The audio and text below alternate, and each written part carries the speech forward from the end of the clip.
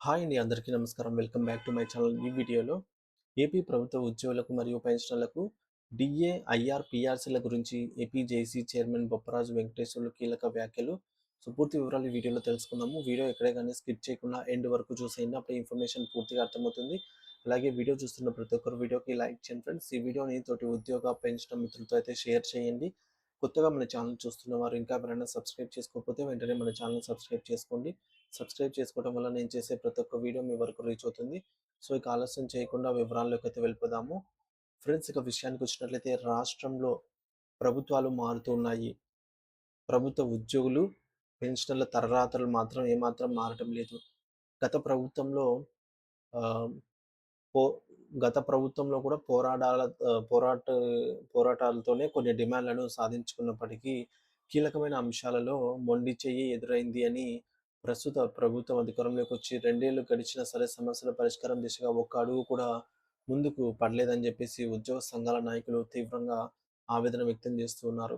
గత ప్రభుత్వంలో జరిగింది ఇదే అంటున్నారు.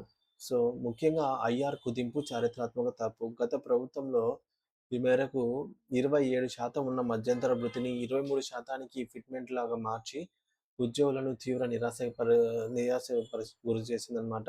సో, పీఆర్సీ కమిషన్ సిఫార్సు చేసినటువంటి 14% ఫిట్‌మెంట్‌ను చర్చల ద్వారా 23% వరకు తీసుకెళ్లగలిగామని చెప్పేసి, అయితే చరిత్రలో ఎన్నడూ ఐఆర్ కంటే ఫిట్‌మెంట్ తక్కువగా ఇచ్చిన దాఖలాలేవి లేవు అని చెప్పినా కూడా ప్రభుత్వం ఆర్థిక భారం కారణంగా చూపిస్తూ చేతులెత్తేసింది. మరి ఆ పరిస్థితుల్లో తప్పనిసరి పరిస్థితుల్లో 23% ఫిట్‌మెంట్‌కే ఒప్పుకోవాల్సొచ్చింది. ఇకపోతే రెండవది భారీ బకాయిల భారం. జీపీఎఫ్ సొమ్ము సైతం వాడకం అన్నమాట. సో, గత ప్రభుత్వ హయాంలోని డీఏలను క్లియర్ చేసి వెళ్ళినప్పటికీ, సో, 2018 నుండి పేరుకుపోయిన పీఆర్సీ బకాయిలు, అలాగే 2019 నుండి పేరుకుపోయిన డీఏ బకాయిలు పూర్తిగా పెండింగ్‌లో పెట్టేసిందన్నమాట గత ప్రభుత్వం. సో, అంటే 2018 డీఏ బకాయిలను ఇప్పుడు కూటమి ప్రభుత్వం చెల్లించింది కాబట్టి. అంతేకాకుండా ఉద్యోగులు తమ భవిష్యత్ అవసరాల కోసం దాచుకున్న జీపీఎఫ్ నిధులను సైతం ప్రభుత్వం వాడుకుంది అన్న ఆరోపణలైతే ఉన్నాయి. మొత్తంగా గత ప్రభుత్వం నుంచి ఉద్యోగులకు, పెన్షనర్లకు అందాల్సిన బకాయిలు సుమారుగా 40,000 కోట్ల రూపాయల పైగానే ఉన్నాయని అంచనా. సో, ప్రస్తుత ప్రభుత్వంపై సన్నగిల్లుతున్న ఆశలు. పీఆర్సీ కమిషన్ నియామకంలో తీవ్ర జాప్యం. గతంలో ఇదే ముఖ్యమంత్రి 42% ఫిట్‌మెంట్ ఇచ్చి ఉద్యోగుల మనసును గెలుచుకున్నారు. ఆ నమ్మకంతోనే ఈ ప్రభుత్వంపై భారీ ఆశలు పెట్టుకున్నాము. అయితే ప్రభుత్వం ఏర్పడి 2 ఏళ్లు గడిచినా సరే, ఈ నూతన పీఆర్సీ కమిషన్‌కి సంబంధించి నియమించడంలో తీవ్ర జాప్యం నిరాశకు గురి చేస్తోంది. చేస్తున్నటువంటి జాప్యం అనేది తీవ్ర నిరాశకు గురి చేస్తోంది. 2023 జూలై 1 నుంచే కొత్త పీఆర్సీ అమలు కావాల్సి ఉండగా కమిషన్ నియామకానికి అడ్డంకులు ఏమిటో అర్థం కావటం లేదు అనైతే అంటున్నారు. ఇక పీఆర్సీ కమిషన్ వేయకుండానే మేనిఫెస్టోలో హామీ ఇచ్చిన విధంగా సంతోషపడేంత ఐఆర్ ఎలా ఇస్తారని నాయకులు ప్రశ్నిస్తున్నారనమాట. అయితే అదిలా ఉండగా సంప్రదింపుల కొరత, ఏకపక్ష నిర్ణయాలు. ప్రభుత్వం అప్పుడప్పుడు కొన్ని బకాయిలు అంటే సంక్రాంతికి కొన్ని బకాయిలు ఈ విధంగా విడుదల చేస్తున్నప్పటికీ, ఆ నిధుల అనేది ప్రాధాన్యత క్రమంలో చెల్లిస్తున్నారు అని జెప్పేసి సంఘాలతో చర్చించటం లేదు. సో, మరి చెల్లిస్తున్నది చాలా తక్కువ. సో, ఉన్నది కొండంత అయితే చెల్లిస్తున్నది గోరంత అన్నట్టుగా ఈ జీపీఎఫ్ నిధులు ఇవన్నీ గూడా ఉద్యోగులకు సొమ్మే వారికి తిరిగి చెల్లించడం అనేది ఎక్కువగా ఉంది. సో, సరెండర్ లీవ్స్ వీటిపైన ఎక్కువగా చెల్లించడం లేదని జెప్పేసి, ముఖ్యంగా డీఏ బకాయిలు, పీఆర్సీ బకాయిలు చాలా ఎక్కువగా పేరుకుపోయి ఉన్నాయి. సో, ఈ మేరకు ఉద్యోగ సంఘాలు మాతో చర్చలు జరుపుతున్నారే తప్ప, అంటే రీసెంట్‌గా జరిగిన 2 చర్చలు ఏవైతే ఉన్నాయో అవి చర్చలకే పరిమితం. అందులో ఎటువంటి ఉపయోగం లేదు అని జెప్పేసి ఆవేదన వ్యక్తం చేస్తూ ఉన్నారు. ఇకపోతే తీవ్ర సంక్షోభంలో విశ్రాంత ఉద్యోగులు, రిటైర్మెంట్ బెనిఫిట్స్ అందక అష్టకష్టాలు పడుతూ ఉన్నారు. సో, మరి గత టీడీపీ ప్రభుత్వం గతంలో 2014, 19 సమయంలో పదవీ విరమణ రోజు అన్ని ప్రయోజనాలు చెల్లించాలని జీవో ఇచ్చారు. కానీ ఇప్పుడు ఆ పరిస్థితి లేదు. 3 సంవత్సరాలు గడుస్తూ ఉన్నా సరే గ్రాట్యుటీ, సెలవుల నగదు, జీపీఎఫ్ డబ్బులు అందక రిటైర్డ్ ఉద్యోగులు నానా ఇబ్బందులు పడుతూ ఉన్నారు.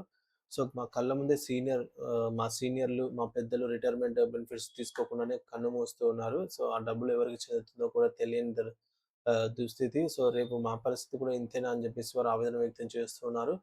ప్రభుత్వానికి ఉద్యోగ సంఘాల విజ్ఞప్తి. ఈ మేరకు డిమాండ్స్ చూసుకున్నట్లయితే మొదటగా పీఆర్సీ కమిషన్‌ను తక్షణమే నియామకం చేయాలి. తక్షణమే 12వ పీఆర్సీ కమిషన్‌ను నియమించాలి.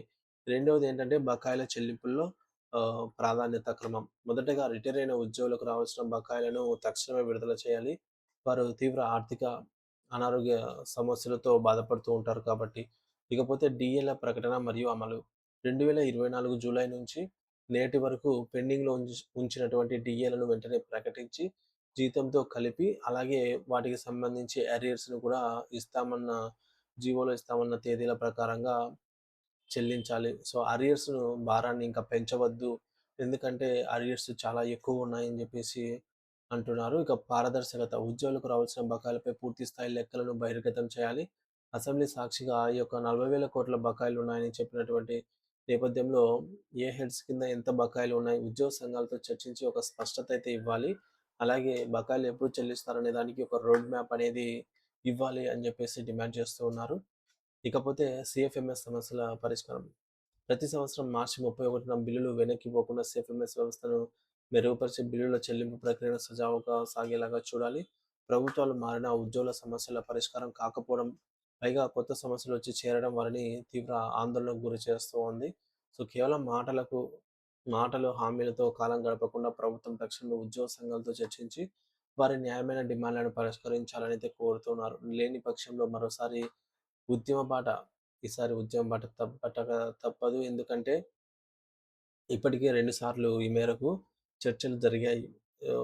ఎటువంటి ఉపయోగం లేకుండా పోయింది కాబట్టి ఈ నేపథ్యంలో 100% ఈసారి తీసుకోబోయే నిర్ణయం అనేది ఆగస్టు 2 లోపల తెలియజేయాలి. లేదంటే ఉద్యమ కార్యాచరణ అనేది మేము ప్రకటిస్తున్నామని జెప్పేసి గూడా ఈ మేరకు సంఘ నాయకులు తెలియజేశారు ఫ్రెండ్స్.